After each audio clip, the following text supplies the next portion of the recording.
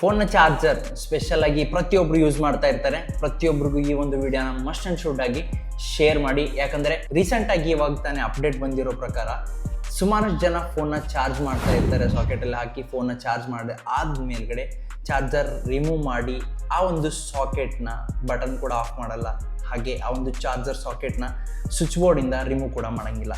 ಇದರಿಂದ ಏನಾಗುತ್ತೆ ಅಂದರೆ ಚಾರ್ಜಿಂಗ್ ಸಾಕೆಟ್ ನೀವು ಬಟನ್ ಬಂದ್ ಮಾಡಿದರೂ ಕೂಡ ಇದರೊಳಗಡೆ ಚಾರ್ಜಿಂಗ್ ಒಳಗಡೆ 0.01 ವೋಲ್ಟಿಂದ 0.05 ವೋಲ್ಟ್ವರೆಗೂ ನಾರ್ಮಲ್ ಆಗಿ ಕರೆಂಟ್ ಪಾಸ್ ಆಗ್ತಾನೆ ಇರುತ್ತೆ.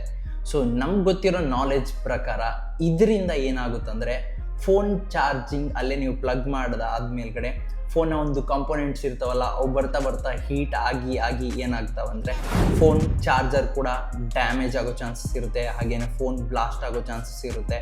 So may be short circuit ಆಗೋ ಚಾನ್ಸಸ್ ಕೂಡ ತುಂಬಾ ಇರುತ್ತೆ. ಹಾಗಾಗಿ ಪ್ರತಿಯೊಬ್ಬರ ಮನೆಯಲ್ಲಿ ಚಿಕ್ಕ ಮಕ್ಕಳು ಕೂಡ ಇರ್ತಾರೆ. ಸೊ ಯಾರ್ಯಾರೆಲ್ಲ ಕೈಗೆ ಹತ್ತಾ ಇರುತ್ತೆ, ಸೊ ಭಾಳ ಕೇರ್ಫುಲ್ಲಿಂದ ಇರಬೇಕು. ಫೋನ್ನ ಚಾರ್ಜ್ ಮಾಡಿ ಆದ ತಕ್ಷಣವೇ ಸ್ವಿಚ್ ಬೋರ್ಡಿಂದ ಬಟನ್ ಆದರೂ ಆಫ್ ಮಾಡಬೇಕು, ಅಥವಾ ಒಂದು ಚಾರ್ಜಿಂಗ್ ಸಾಕೆಟಿಂದ ಚಾರ್ಜರ್ನ ರಿಮೂವ್ ಮಾಡಬೇಕಾಗುತ್ತೆ.